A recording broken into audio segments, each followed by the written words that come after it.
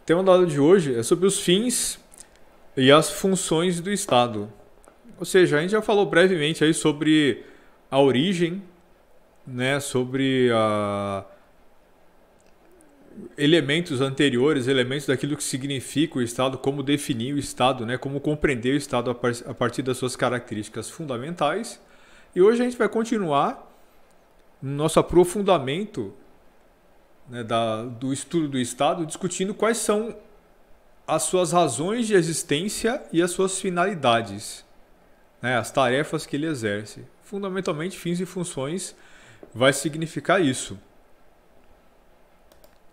Né? Quando nós falamos em fins do Estado, esses fins eles podem ser objetivos, podem ser subjetivos, expansivos, limitados, ou eles podem ser mais genéricos, mais gerais, mais voltados às vezes para tarefas cotidianas como desenvolvimento cultural e defesa do território. É muito importante entender isso, que quando você compreende qual que é a natureza desse Estado, quando você compreende qual que é a natureza da existência desse Estado, para que ele serve, você entende como ele funciona. E para pensar do ponto de vista estritamente jurídico, onde é que está definido no nosso ordenamento jurídico, onde é que está dito no Brasil, em algum lugar, né, dentro do Brasil, como e para que o Estado brasileiro serve? Qual que é a razão de existência do Estado brasileiro? Isso está lá na Constituição. A Constituição é não só a certidão de nascimento do Estado brasileiro, mas ela vai além, porque ela não certifica a existência do Estado brasileiro. Ela diz o que é o Estado brasileiro e sob quais parâmetros ele deve funcionar. Ela diz essencialmente qual a razão de existência do Estado brasileiro e determina a partir disso, a partir dessa razão de existência, as suas tarefas. O fim determinado pela Constituição brasileira, ele é bastante específico. A gente vai discutir isso depois lá no final. Entre os fins subjetivos, a gente tem que pensar aqui em algumas finalidades que elas são entendidas para além daquilo que é óbvio dentro do Estado. Ou seja, uma finalidade subjetiva do Estado tem a ver também com as suas tarefas, mas ela atribui uma função para o Estado que vai além disso. Então, o que significa exatamente falar em fim subjetivo do Estado? Por exemplo, se vocês se lembram das nossas aulas lá sobre o Émile Durkheim, nas aulas de sociologia, o Émile Durkheim falava em organicismo. Então, existe também uma perspectiva organicista para se tentar compreender o que seria um Estado. E que o que o organicismo propõe? Que a estrutura social ela é uma espécie de organismo. Ela funciona mais ou menos como um organismo vivo. Esse organismo ele é um pouco mais do que a soma das suas partes. Cada órgão, ele tem uma função e a somatória desses órgãos, a somatória do funcionamento desses órgãos dão origem à vida, elas fazem a vida poder existir. Nós, enquanto seres vivos, conscientes, autoconscientes, racionais, etc, etc, etc, nós temos os nossos organismos, os nossos órgãos internos funcionando, internos e externos, mas nós somos mais do que isso. Eu sou mais do que a minha pele e meu fígado funcionando. Mesmo se eu somar todos os meus órgãos internos e externos, eu tenho mais do que isso, eu tenho mais do que a soma deles funcionando. Eu tenho subjetividade, eu tenho consciência, eu tenho capacidade de amar, de sentir, de pensar, eu tenho sentimentos, eu tenho raiva, eu tenho dor. Ou seja, todos esses elementos eles vão para além daquilo que é material, para além daquilo que é a somatória das partes funcionando. Isso significa que o Estado funcionando como um organismo, ele é algo que tem uma espécie de natureza. Ele é uma máquina a serviço de certos interesses, a serviço dos interesses das suas partes, mas quando essas partes estão em funcionamento, ele acaba se tornando mais do que isso. Ele tem uma espécie de natureza, ele tem uma espécie de individualidade. Então, quando você olha para o Estado a partir dessa lógica, o Estado ele tem não apenas uma razão de ser, mas uma natureza e uma característica bastante particular. É quase como se a gente estivesse falando de uma personalidade, né? Um Estado existindo, funcionando, ele é algo que é reconhecível para além da soma das suas partes. Ele tem características, ele tem personalidade, ele tem uma razão de ser, ele cumpre tarefas e cumpre funções, mas nesse mundo ele não apenas cumpre tarefas, né? Ele possui uma determinada racionalidade. Isso é muito frequente quando você olha, por exemplo, para sentimentos, né? Para sentimentos que as pessoas possuem em relação aos seus estados. É pouco comum no Brasil que as pessoas possuam efetivamente um sentimento patriótico muito aflorado, né? Hoje em dia vem se falando muito disso, mas de uma maneira muito louca, muito esquizofrênica, né? A mesma pessoa que se diz patriota cospe no nome do Brasil, diz que o Brasil é um lixo, que o Brasil não presta, tudo que é bom vem de fora. A pessoa é super patriota, né? Se descobriu patriota agora do dia para a noite, mas o sonho dela é viver em Miami, né? O sonho dela é ir embora do Brasil, porque o Brasil não presta, o Brasil já deu. Ou seja, é um patriotismo completamente torto e que de patriotismo na verdade não tem nada, né? É só uma manifestação de ódio em relação ao Brasil, mas que assume uma característica diferente, né? Você odeia dizendo que ama. Não, mas a gente não está aqui para fazer uma análise psicológica disso. Mas vamos pensar em patriotismo de verdade, que seria o patriotismo, por exemplo, com, né, um viés norte-americano. O patriotismo norte-americano é aquele que é natural, aquele que é orgânico, aquele que é profundo, né? As pessoas amam o seu país, as pessoas vestem camisetas com a bandeira do Brasil, do país e não camisetas da seleção de futebol, né? As pessoas, todo mundo tem uma bandeira em casa, as pessoas pintam a bandeira nas portas, as pessoas andam com cueca com a bandeira do país, as pessoas têm os símbolos nacionais espalhados por todo canto, né? A maioria das casas tem lá uma bandeirinha fincada do lado de fora. Então esse é um sentimento patriótico que ele tem a ver com a pátria, com o Estado, né? Com a nação e não com quem ocupa o poder nesse momento, né? É uma declaração de amor ao país, ao Estado, a tudo aquilo que representa, né? O sentido da comunidade. E essa comunidade, esse Estado, as cores que essa bandeira representam, não tem a ver só com a burocracia, com a estrutura estatal norte-americana. Vocês entenderam? Isso não é uma expressão meramente do território que esse Estado ocupa e da burocracia que o governa, das tarefas que ele efetivamente, né, venha a desempenhar. Esse sentimento que o povo americano tem em relação ao seu próprio país dá a esse país ou a esse Estado, né, que é o que nós estamos discutindo aqui, uma característica bastante particular, uma personalidade. As pessoas amam alguma coisa dentro desse país a partir de uma determinada perspectiva, a partir de uma determinada lógica. As pessoas amam o sentido da liberdade, as pessoas amam a democracia, as pessoas amam aquilo que esse Estado representa, os valores que ele representa. E isso é uma questão profundamente subjetiva, certo? Isso não é algo que faça parte das tarefas que esse Estado representa. Isso não é uma coisa palpável, isso é um sentimento, isso é uma representação. E esse Estado ele faz jus, ele tenta fazer jus a essa representação. Nas suas tarefas, que é o que a gente vai discutir na segunda parte da aula, nas suas tarefas, ele vai tentar se aproximar daquilo, desses valores que o Estado representa, dessa subjetividade que o Estado representa. Portanto, esse Estado democrático, que assume a democracia como uma característica orgânica, uma característica de um organismo vivo, que é maior do que a soma das suas partes, né? Ele desempenhará tarefas, ele desempenhará tarefas que são as tarefas da democracia, dentro de uma lógica que é democrática. Então, as leis serão criadas e serão aplicadas dentro de uma lógica que é democrática. A maneira como os agentes do Estado irão agir, ela será uma representação, né, da personalidade deste Estado. Então, o Estado como um organismo, essa compreensão, essa percepção de que o Estado pode ser compreendido como um organismo e que as suas finalidades derivarão disso, tem a ver com essa construção de uma interpretação do Estado que vai para além daquilo que é material. Então, o Estado existe, ele cumpre tarefas, mas além disso, ele tem uma personalidade. Ele significa, ele significa na vida das pessoas algo que vai para além dessas tarefas. Ele, enquanto um organismo, ele enquanto entidade, como um ente, né, significa também algo adicional para a vida das pessoas.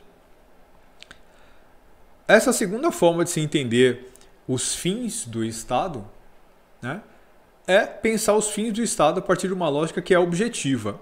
Então, qual que seria essa perspectiva objetiva? Né? Compreender o Estado a partir dos seus fins particulares, né, racionais, objetivos, materiais e voltado para aquilo que são as suas tarefas fundamentais.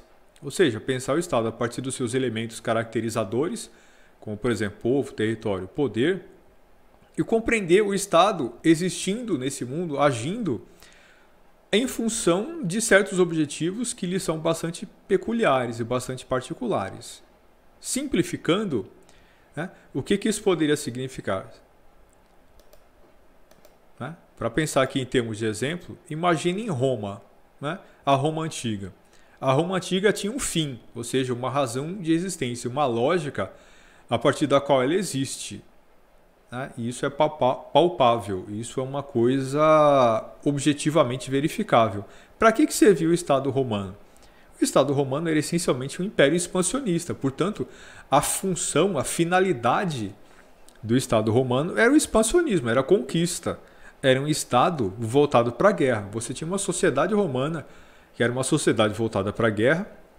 Não só isso, mas esse era o seu elemento fundamental, porque aquele era um Estado guerreiro, e o Estado assumia também essa característica, ele assumia essa função.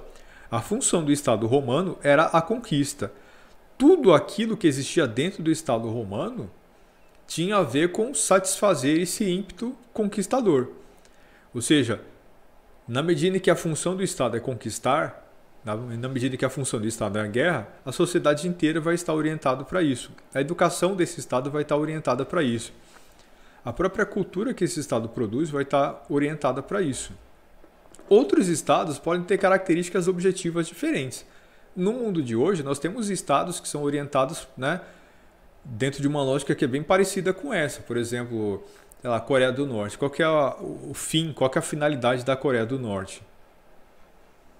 É uma função profundamente, é um fim profundamente orientado para a guerra. Né?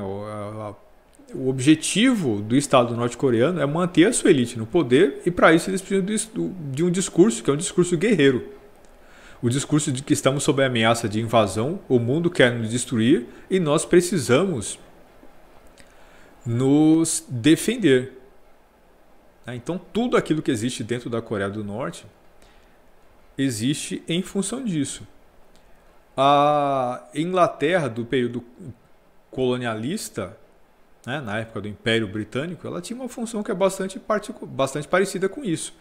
Não era necessariamente um Estado voltado para a guerra, mas a função daquele Estado era promover o desenvolvimento econômico, né, impulsionar a sua economia. Então você tem aqui o expansionismo colonial britânico como um subproduto da necessidade de conseguir matérias-primas para o desenvolvimento da sua indústria, conseguir consumidores, né, para os seus produtos. Então, tudo aquilo que o Império Britânico fez, ele o fez com o objetivo de desenvolvimento econômico. Então, para dar vazão aos acontecimentos que levaram à Revolução Industrial, houve a necessidade de um expansionismo absurdamente exagerado, e a função desse expansionismo não era uma função guerreira, não era uma função meramente bélica, porque a Inglaterra não precisava de novos territórios pelo simples desejo de conquista de novos territórios. Ficou claro isso? A diferença entre esse objetivo, né, entre esse objetivo romano e britânico. Nos dois casos, você tem aqui um contexto expansionista e imperialista. Dois países, dois estados, né, portanto, que empreenderam toda uma conduta, né, expansionista, mas as razões eram bastante diferentes. Em Roma, você tinha efetivamente uma mentalidade conquistadora. Na Inglaterra, a razão para o colonialismo não era necessariamente uma razão bélica, era uma razão econômica. Embora isso também existisse em alguma medida em Roma, ou seja, você precisava expandir, né, o território para você ter acesso a escravos, essa coisa toda. Então, lógico que sempre tem aí também uma fundamentação que é econômica, mas muito claramente, no caso britânico, você tem aqui o expansionismo como um subproduto da economia, muito mais do que no caso romano. Outros estados podem ter, né, uma razão que se explica dentro de uma lógica que é objetiva, mas essa lógica não tem que ser a guerra nem a expansão econômica. Que outros objetivos um estado pode ter? Que outros objetivos dentro dessa lógica objetiva, ou que outros fins dentro dessa lógica objetiva um estado poderia ter? O que vocês acham? Que exemplos vocês mencionariam? Do ponto de vista objetivo, qual poderia ser a finalidade de estados que já existiram no passado ou que existem hoje?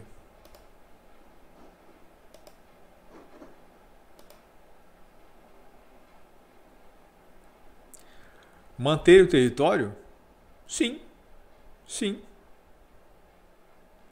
A grande maioria dos estados, se você for pensar dentro de uma lógica estritamente prática e objetiva, eles têm como fim também manter o território.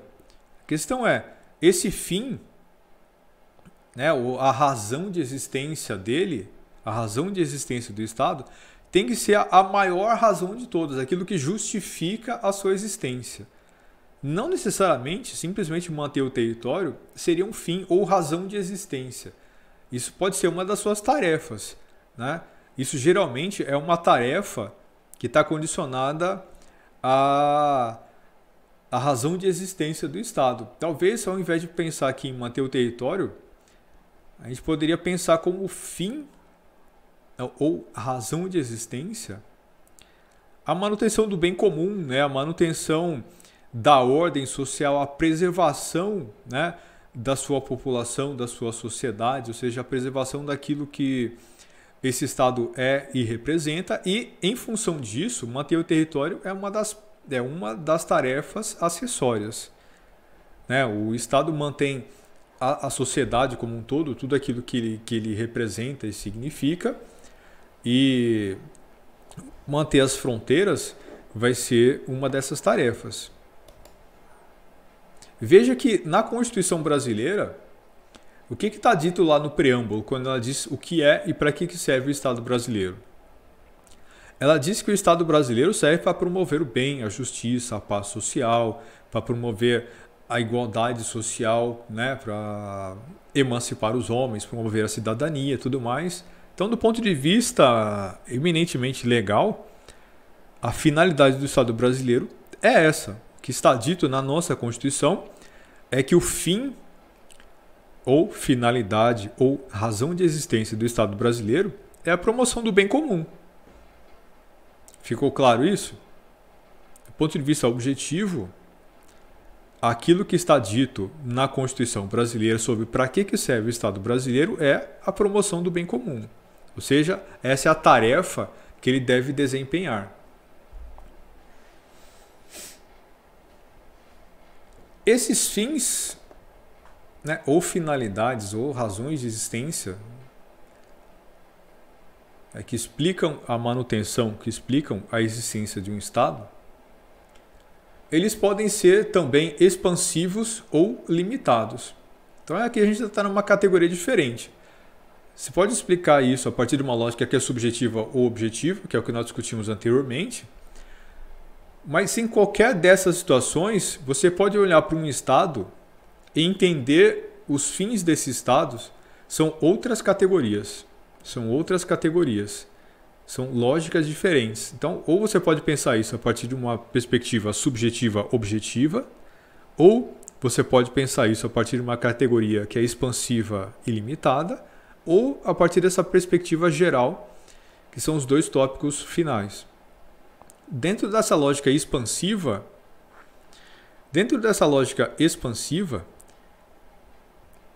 a gente pode categorizar, por exemplo, o Estado brasileiro. Ou seja, as razões para as quais esse Estado existe, elas estão orientadas a uma finalidade que é uma finalidade expansiva. Ou seja, uma finalidade que é ampla e que tem um impacto grande, um impacto significativo na vida das pessoas. Ao contrário da lógica limitada. Então, qual que seriam essas finalidades expansivas? A gente poderia pensar aqui que um Estado ele tem tarefas, né? Ele tem uma finalidade, inclusive, na vida das pessoas, que é uma finalidade ampliada. Nesse caso, o Estado pode servir para essas tarefas que a gente já mencionou anteriormente, né? Para a conquista de novos territórios, para a preservação desses territórios, né? Mas também para aquilo que a gente já falou aqui, que é o objetivo do Estado brasileiro, que é a preservação do bem comum. E quando um Estado tem um objetivo como esse é um fim expansivo. O que significa preservar o bem comum? Né? Promover o bem comum. Significa proteger as pessoas, significa proteger os vulneráveis, significa promover uma legislação que entenda a função do Estado como uma função que é subjetiva e expandida na vida das pessoas. Colocando isso em outras palavras, isso significa pensar no Estado como uma estrutura, como uma entidade que tem uma função na vida das pessoas, que é uma função que a gente pode entendê-la, inclusive, de forma valorativa. Por exemplo, quando a gente diz que o Estado promove o bem, a justiça social, a igualdade, nós entendemos aqui o Estado como uma característica, né, bastante particular, mas também entendemos que essas tarefas são tarefas que o Estado possui de forma adjacente, por exemplo, com família, né? De forma adjacente com religião, de forma adjacente com estruturas e elementos que estão dentro da sociedade civil. Ficou claro onde eu quero chegar aqui? Um exemplo do que seria isso. Um exemplo, né, do que seria isso. Quem que tem o objetivo de ensinar para as pessoas aquilo que é certo ou errado? Né? Quando uma criança nasce, quem que tem o objetivo, quem tem a obrigação de ensinar para as crianças o que é certo ou errado? De modo geral, a família. Né? Se espera que a família, os pais, não só os pais, mas a família mesmo, os irmãos, os tios. Mas só a família? Não, não só a família. E a comunidade? A comunidade não tem também essa tarefa? Né? A religião, o entorno, o grupo, né? Os grupos que essa criança frequenta também tem essa tarefa. A convivência com esses grupos a tendência é, né? Se esses grupos forem bons, se eles estiverem organizados de uma maneira que é positiva, a criança até pode aprender coisas boas com eles. A criança pode aprender valores, né? Frequentando a sua comunidade. Pelo menos ela deveria. Então, veja, família, comunidade, né, ensinam esses valores para as crianças. Mas quando você espera que o Estado tenha uma função positiva, que ele melhore as pessoas, que ele proteja, que ele eduque, ou seja, o Estado educa, né, ele vai educar junto com a família, porque a família vai educar em relação a alguns elementos, mas o Estado também não educa? Sim. E quando o Estado educa, ele também não ensina valores? Certo e errado, né? Bom e mal? Sim. Né? O Estado educa, inclusive, aplicando legislação, fazendo leis. Quando o Estado pune um comportamento inadequado, quando o Estado pune transgressões, qual é a diferença entre isso e um pai, né, de família corrigindo o seu filho quando ele fez uma coisa errada? Veja que são comportamentos que seguem a mesma lógica. Quando o Estado faz isso, quando o Estado pune a transgressão, ele está dizendo o comportamento maligno, o comportamento ruim, o comportamento imoral, o comportamento desrespeitoso, o comportamento criminoso, não será tolerado pela nossa comunidade. Isso é mal e deve ser evitado. Quem cometer esse tipo de atitude será punido, né? Porque isso é importante para manter a ordem e a estrutura social. Quando o Estado faz isso, ele também está ajudando a introjetar valores. Quando o Estado diz estuprar é errado, quem estuprar será punido, né? Quem matar será punido. O Estado está também reforçando os valores fundamentais daquela sociedade. Os valores que a criança aprende com a sua família serão reforçados na sua vivência dentro do Estado, desde a idade mais tenra. Por exemplo, quando a criança começa a frequentar a escola, ela não vai aprender também valores, certo e errado, dentro da escola? Tem muitos pais que transferem completamente para a escola a tarefa de educar os filhos em relação a todos os sentidos possíveis e imagináveis, né? Muitas famílias acham que não precisam educar os seus filhos em relação a nada, né? Então, na escola meu filho aprende a ser educado. Na escola ele vai aprender a ser gente. Quando isso não é tarefa da escola, né? Os valores básicos fundamentais, comportamento, respeito, todo esse tipo de coisa, isso devia ser aprendido em casa. Mas tanta gente no Brasil transfere isso para o Estado, justamente porque a gente entende que o Estado possui uma tarefa ampliada, certo? O Estado possui uma tarefa que é uma tarefa que ela é objetiva e prática, cobrar impostos, defender fronteiras e tudo mais, mas ela também é uma tarefa moral que é ensinar o correto, ensinar a separar o certo do errado. Nós também esperamos que o Estado faça isso.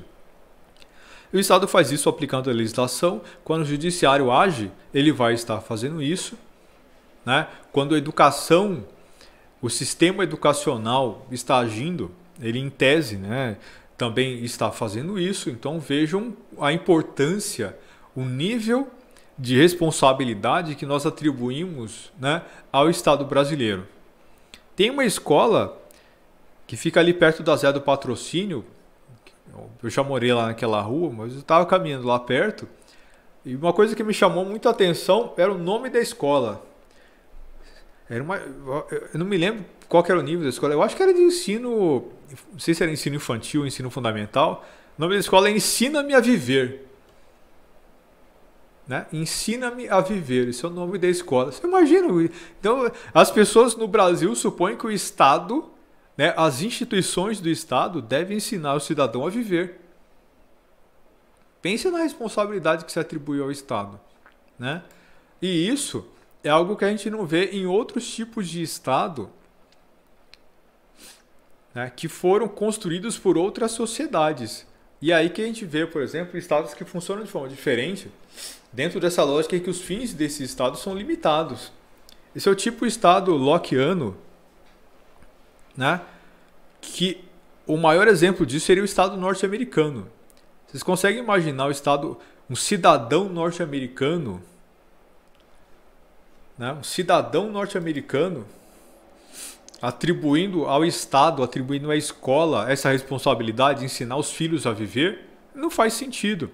O cidadão americano é aquele cidadão que luta pelo direito de portar armas, mas ele porta armas porque ele tem responsabilidade para isso, né? Você tem o tanto de gente imbecil que a gente vê no nosso país e que as pessoas não têm a capacidade de respeitar a lei de trânsito e quer ter o direito de usar arma. Não faz sentido, né?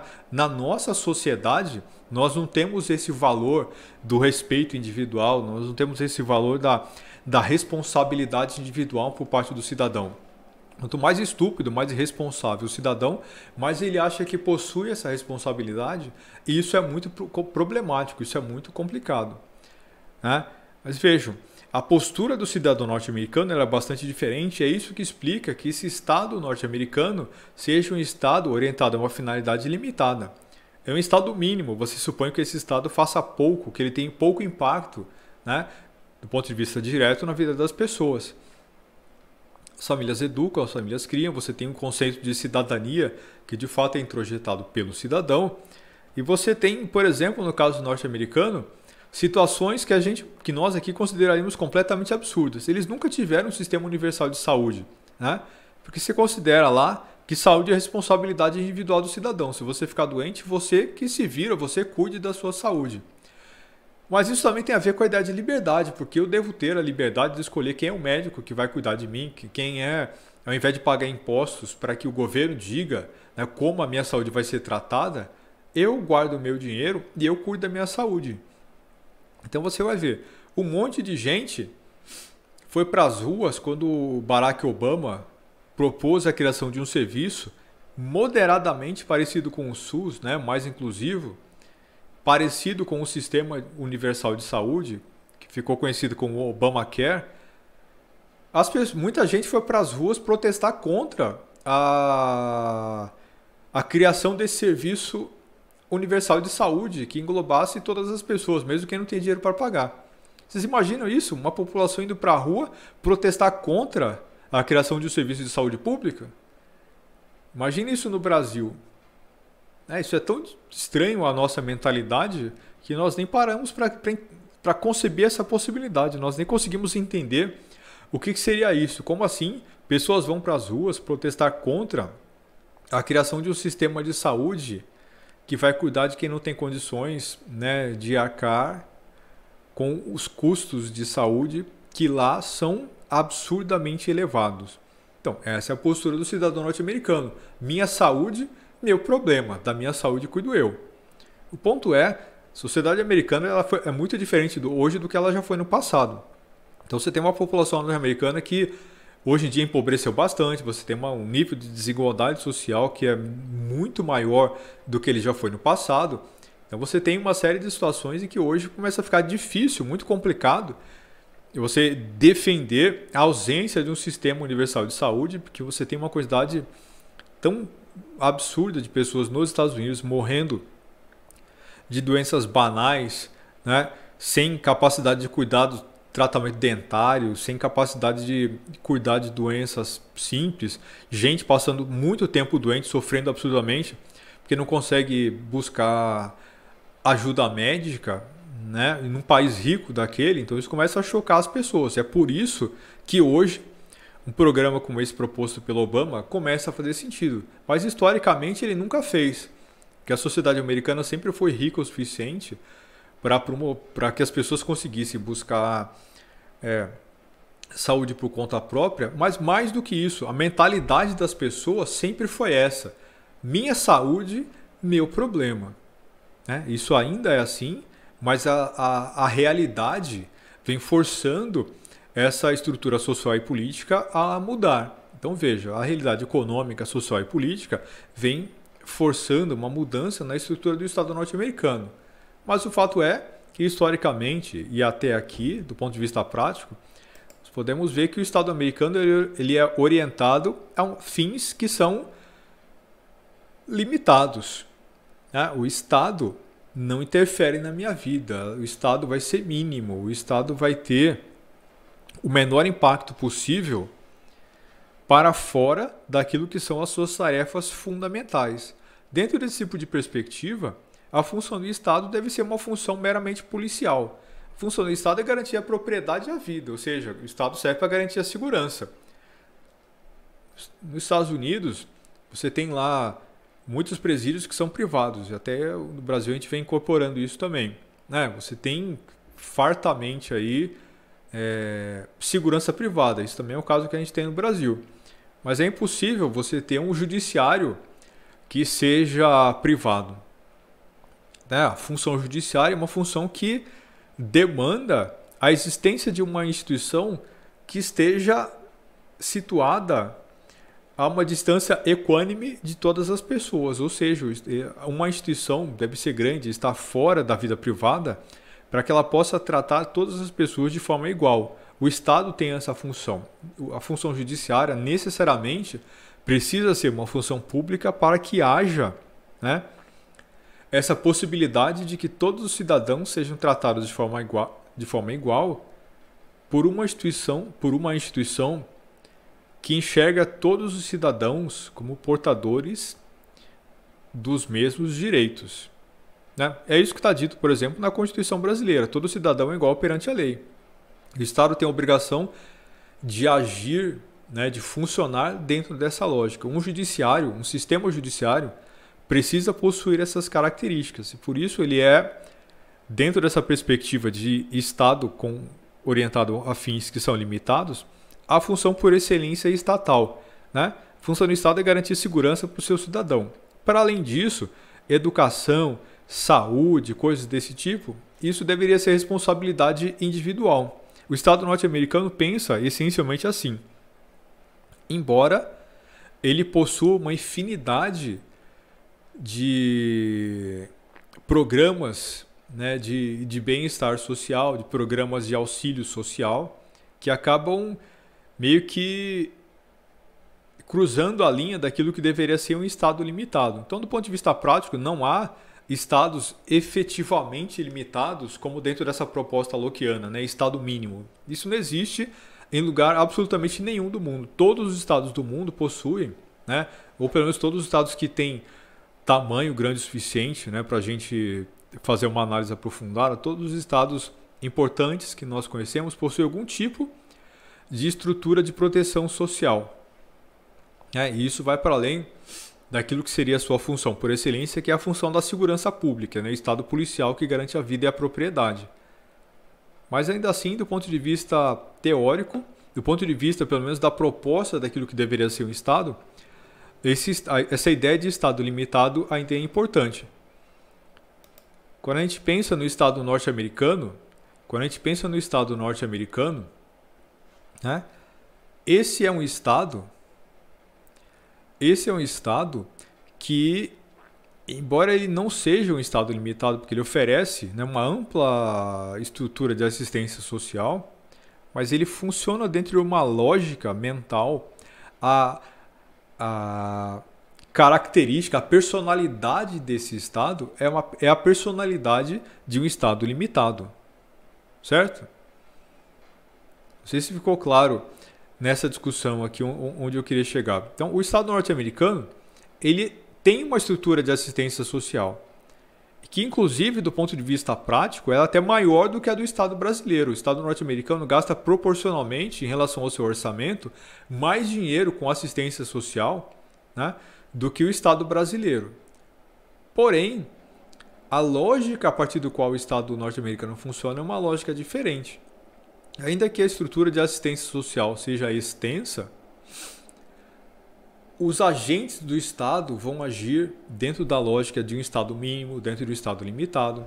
As forças policiais tenderão a agir dentro da lógica do Estado mínimo limitado, respeitando o direito do cidadão. Claro que isso vai ter uma infinidade de problemas. A gente viu aí o caso do George Floyd, né? Isso funciona muito bem, o Estado respeitando os limites do direito do cidadão, desde que você seja branco, desde que você more nas regiões certas da cidade, etc, etc, etc. Isso é assim no Brasil e também é assim nos Estados Unidos. Talvez não exista lugar nenhum do mundo onde o Estado seja uma representação efetiva dos valores, né, que ele deveria representar. Quando a gente olha para o Estado norte-americano, ele está muito longe de ser aquilo que a sua personalidade deveria representar, tanto quanto o Estado brasileiro também está muito longe de ser aquilo que a sua personalidade descrita lá na Constituição mostra para a gente. Então, uma coisa é aquilo que está no papel, outra coisa é aquilo que é a realidade. Mas do ponto de vista prático, nós temos aqui então uma oposição bastante clara entre um Estado que tem uma função limitada, né, que deveria ter um impacto limitado na vida do cidadão, e portanto o Estado deveria ter um poder limitado, os agentes do Estado teriam as suas funções profundamente regulamentadas, quem manda no Estado é o cidadão e não o contrário. E do outro lado, a gente tem um Estado ampliado, que de um modo geral a gente poderia chamar isso de Estado de bem-estar social, né? O Estado tem uma função que é a prática, mas essa função também é subjetiva, também é uma função moral, ela é uma função ampliada, porque o Estado acaba sendo uma espécie de guia da sociedade, né? O Estado estabelece uma régua moral a partir da qual a sociedade deveria funcionar. Veja que o Estado brasileiro essencialmente é isso, né? Ele possui muitas dessas características. Né? As pessoas vão para a rua vomitar ódio, dizer que tem que bater, tem que matar, né? Que as pessoas vão para as ruas linchar pessoas, matar gente, o Estado faz ou deveria fazer, e em geral faz, né? As leis brasileiras promovem um comportamento que é um comportamento contrário, né? As pessoas vomitam intolerância, vomitam ódio, racismo e ignorância.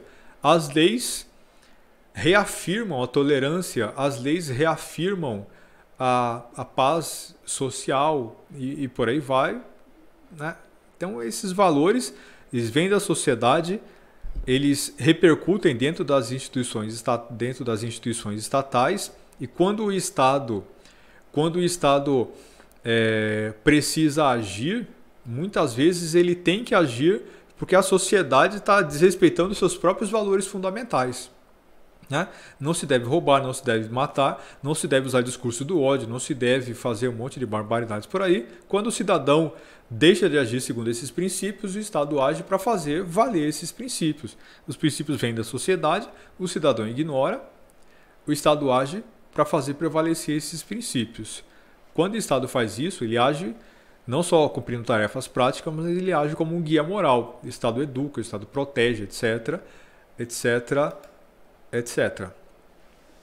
Esse Estado, também aqui indo para uma terceira categoria, segundo o autor do livro que a gente está usando aqui como base, não sei se vocês já buscaram por aí, já encontraram um livro para baixar, ele também menciona tarefas mais práticas, né? Ou funções mais práticas, né? Que justificam a existência do Estado, finalidades mais práticas para esse Estado. Como, por exemplo, finalidades de defesa territorial, né? Desenvolvimento cultural, ou seja, que são aquelas finalidades que talvez estejam mais vinculadas àquilo que seriam estados modernos pouco relevantes, né, no cenário internacional. Ok?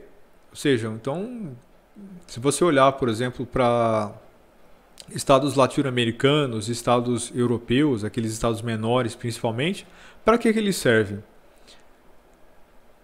De um modo geral, você vai ter constituições simples, orientadas para aquilo que diz a nossa, né? O Estado serve para a promoção do bem comum, mas você vai ter também aqui ênfases grandes, dependendo da situação, em desenvolvimento cultural, ou ênfase maior, dependendo da situação, em defesa territorial, né? Num caso específico de território que está muito orientado, né, na sua lógica de existência para a defesa territorial, nós podemos pensar aqui no Estado israelense. O Estado israelense hoje que é um Estado que existe com uma finalidade, né, prática bastante clara, que é a defesa territorial, né, a defesa do seu direito de existência. A Coreia do Norte, por exemplo, se propõe a agir mais ou menos da mesma forma, por razões completamente distintas, mas você tem aqui dois estados voltados para a guerra, e a razão disso, a justificativa para isso, é a finalidade da defesa territorial.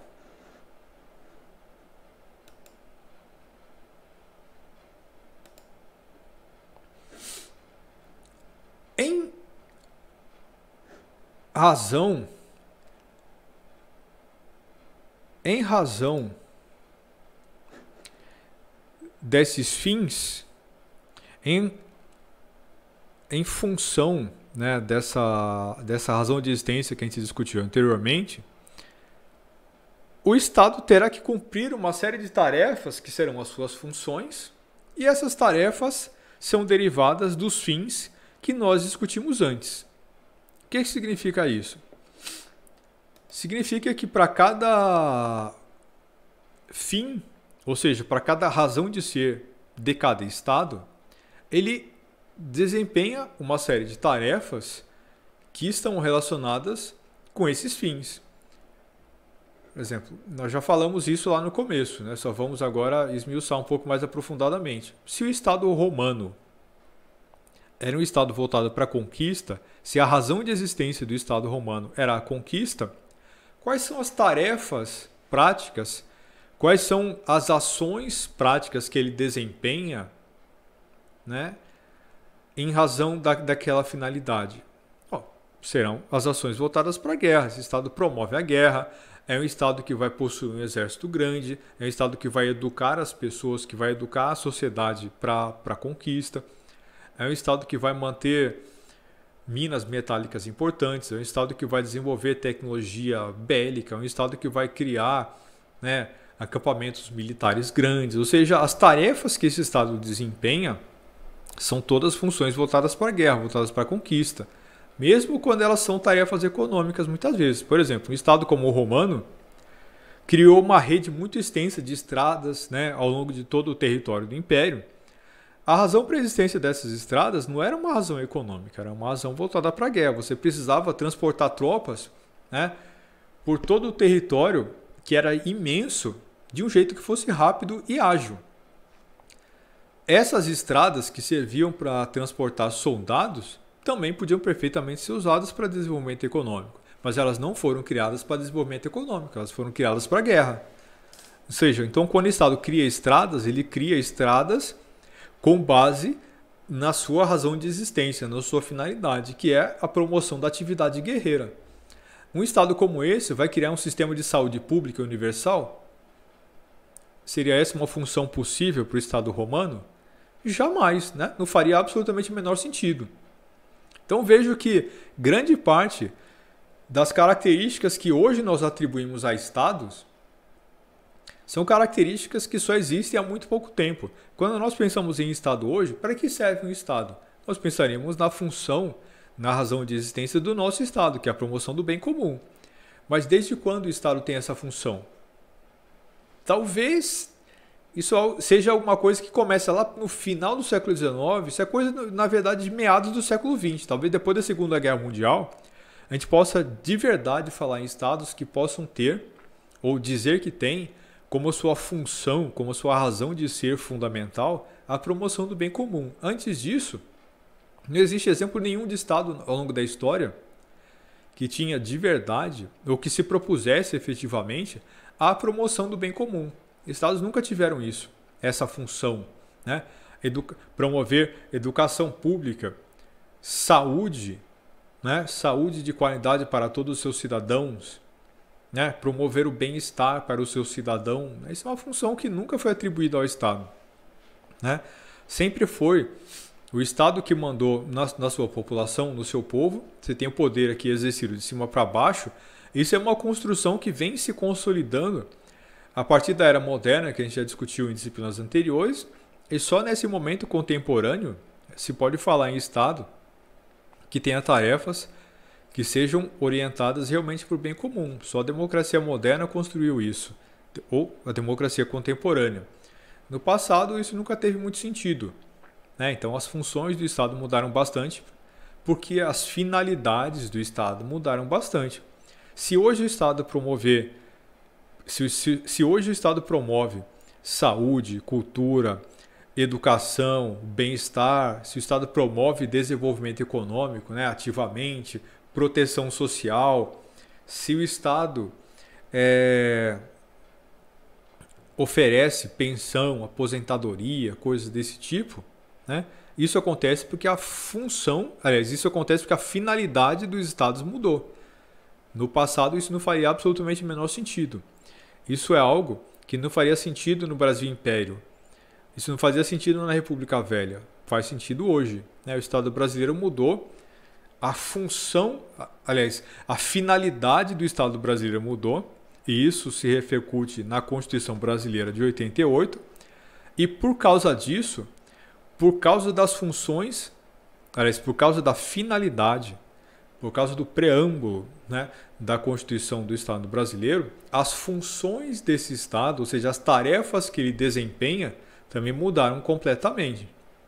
Então, nesse pós-88, após a Constituição de 88, para pensar o caso brasileiro especificamente, vocês podem ver que, do ponto de vista jurídico, você tem uma série de novos estatutos, uma série de novos elementos que não fariam sentido no passado. A gente já falou sobre isso algumas outras vezes, né? Estatuto da Criança e do Adolescente, Estatuto do Idoso, Código de Defesa do Consumidor, Lei Maria da Penha, né? São todas ferramentas jurídicas que fazem parte das tarefas do Estado, a função do Estado passa a ser promover o bem-estar social, proteger as crianças, proteger o consumidor, etc, etc, etc, porque a finalidade do Estado mudou. Se a finalidade do Estado brasileiro, no pós-88, definido pela Constituição, passa a ser a promoção do bem comum, ele vai, a partir de então, buscar construir ferramentas que possibilitem a busca, a obtenção do bem comum. Ok? Estados que não possuem essa preocupação, se você olha para estados que não têm esse mesmo fim, né, eles não possuem ferramentas parecidas. Por exemplo, o Estado norte-americano. O Estado norte-americano possui um sistema público universal de educação? Não. Até existe educação pública, mas isso não é tido como obrigação do Estado. Então até há escolas públicas, mas isso não é tido como função do Estado. E saúde pública? A mesma coisa. Até isso até está em rediscussão aqui agora, mas a princípio, até esse momento, a função do Estado norte-americano não é promover saúde pública, não é promover desenvolvimento econômico, não é garantir bem-estar social. Ele até faz isso na medida que acaba se tornando necessário, porque a pobreza é uma realidade, a desigualdade é uma realidade e ela cobra vidas, né? Então, quando é forçado a isso, o Estado norte-americano acaba respondendo, criando programas de proteção social. Mas isso foi a realidade que determinou, não as funções, não as finalidades do Estado. Isso não é uma obrigação do Estado norte-americano, não uma obrigação de fundamento. Ele desenvolve ferramentas apenas por conta da realidade prática. E se a gente pensar em estados diferentes? Se a gente pensar, sei lá, na Coreia do Norte hoje, faz sentido um Código de Defesa do Consumidor na Coreia do Norte? Absolutamente nenhum. A proteção do cidadão, né, a proteção dos vulneráveis, etc, etc, etc. Então você vê, são estados orientados para uma finalidade diferente e as funções lá serão outras. Ok?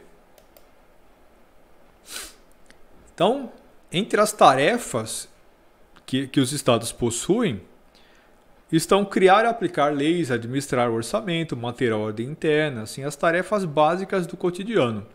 E os estados vão fazer isso,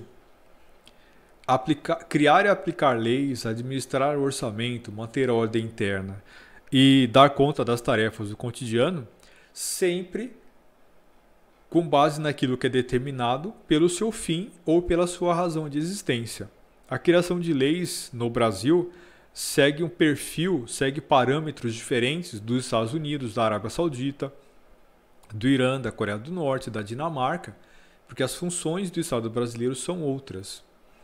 Então as leis serão diferentes, elas serão aplicadas de forma distinta, a administração do orçamento vai ser diferente, a forma de você manter a ordem interna vai ser diferente e, portanto, todas as tarefas do cotidiano assumem também aqui uma lógica distinta.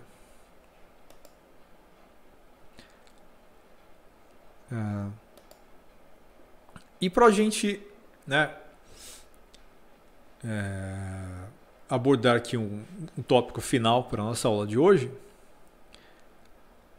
é importante entender, diante de tudo isso, né, um pouco da lógica da existência do Estado dentro do sistema internacional e um pouco daquilo que significa a existência do Estado. A gente pensou aqui, então, para que ele serve e o que ele faz, mas é importante entender como é que se justifica a existência desse Estado, né? Então, o capítulo que nós estamos estudando hoje discute isso lá no seu comecinho, ou isso é uma parte um pouquinho anterior a ele. Essa questão da justificação do Estado, como é que se justifica a existência do Estado? Nós não vamos discutir a origem do Estado, porque a gente já falou muito sobre isso lá em ciência política, embora obviamente nós estejamos muito longe de ter esgotado a discussão, né? Não faz muito sentido ficar voltando nisso. Só é importante discutir um tópico trazido aqui pelo autor. Quando ele menciona o Hans Kelsen, ele vai dizer que, segundo Hans Kelsen, do ponto de vista da teoria geral do Estado, o ordenamento coercitivo estatal aparece como um sistema fechado, logicamente autárquico, que não necessita de ulterior fundamentação ou justificação ante uma instância situada fora dessa ordem. O que significa isso? Nós já falamos sobre para que o Estado existe, né? Isso é o fim, e o que ele faz, a sua função. Mas por que ele existe? O que explica a existência dele na ordem internacional? O que explica a existência desse Estado na ordem internacional? Segundo Hans Kelsen, portanto, segundo a teoria geral do Estado, segundo as doutrinas do direito, que estão aqui dentro da lógica kelseniana, né, do Hans Kelsen, que é o autor que a gente vai discutir, né, posteriormente em outras disciplinas, é um dos autores fundamentais aí do direito, né, fundamentalmente um jurista muito importante. É importante entender que, do ponto de vista eminentemente jurídico, do ponto de vista das estruturas políticas do Estado, o Estado existe, segundo o que o Kelsen coloca aqui para a gente, porque sim. E no final das contas, ele não depende da legitimação de nenhum tipo de estrutura internacional. O Estado não precisa de uma legitimidade institucional garantida por outro tipo de instituição, por outra instância de poder, né? E a razão pela qual ele continua funcionando é o fato de que ele possui soberana. Então ele é autárquico, ele tem o poder que é derivado, né, da sua própria existência. Ele se basta em si mesmo. E quando o Estado cumpre as suas funções em razão dos seus fins, ele está exercendo aqui algo que a gente chama de soberania. O Estado faz isso porque ele tem liberdade para isso. Do ponto de vista prático, se a gente fosse comparar isso com o autor que nós já conhecemos bem, não pense no conceito de Leviatã. É muito prático o conceito de Leviatã para explicar o que é o sistema internacional. O Leviatã é essa pessoa artificial que existe, né, e manteve o direito natural e a liberdade natural, e ele pode tudo, ele tem direito a tudo, porque sim, porque ele tem o direito a isso dado pela natureza, e em última instância, esse direito vai ter uma origem divina. Então o que ele pode? Ele pode tudo, né? A lei do Estado deriva dele mesmo. Cada Estado é como se fosse um Leviatã do sistema internacional. Eles possuem soberania, a justificativa, a legitimação da existência dele não depende de nenhuma outra instância, porque não existe instância nenhuma que seja superior, apenas o Criador. Então, o Estado não depende de legitimidade. Ele possui legitimidade pelo simples fato de que ele existe, e por conta disso ele possui soberania. E soberania é a aplicação prática das tarefas do Estado em função da sua razão de existência. O Estado serve a uma finalidade que é definida pelo seu cidadão, quando a gente pensa em Estado moderno, e ele exerce o seu poder com base dentro dessa lógica. Ninguém precisa ser consultado, não se deve pensar a soberania do Estado derivado de nenhuma outra fonte. Todo o poder, a soberania, as leis de um Estado derivam, ou elas surgem, elas são oriundas de uma lógica que é interna. Então, de onde vem o fim do Estado, ou a razão da sua existência? Ele não vai buscar isso em lugar nenhum. Ele cria dentro de si mesmo. É a sociedade, é a organização interna do poder. É a própria lógica a partir da qual esse Estado foi criado ou fundado que determina essa finalidade. Então, de onde vem esse fim ou finalidade ou razão de existência do Estado? Dele mesmo, da sua própria sociedade, das suas próprias estruturas de poder. E é por isso que esse Estado tem soberania. O Estado tem, portanto, liberdade para executar as suas leis, né, os seus desejos, as suas tarefas elas existem em função do desejo de existência desse Estado, porque ele tem soberania para isso, porque ele tem legitimidade para isso, e essa legitimidade vem dele mesmo, vem da sua própria origem de nascimento. É como se a gente estivesse falando aqui em direito natural.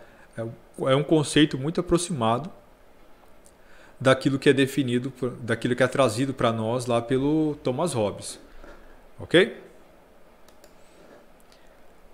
Assim sendo, o Estado é uma ordem relativamente suprema, não a valor superior que lhe confira validez.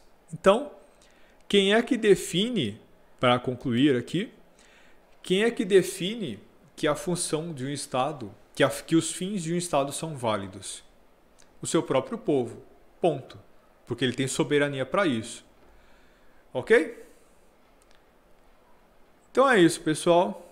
Obrigado. Aí para vocês terem assistido. Vou colocar, né, os tópicos que nós discutimos aqui lá na plataforma para vocês verem lá depois. Semana que vem provavelmente vai estar tudo colocado lá bonitinho, ok? Então é isso, abraço, até a próxima. Falou, pessoal. Tchau, tchau.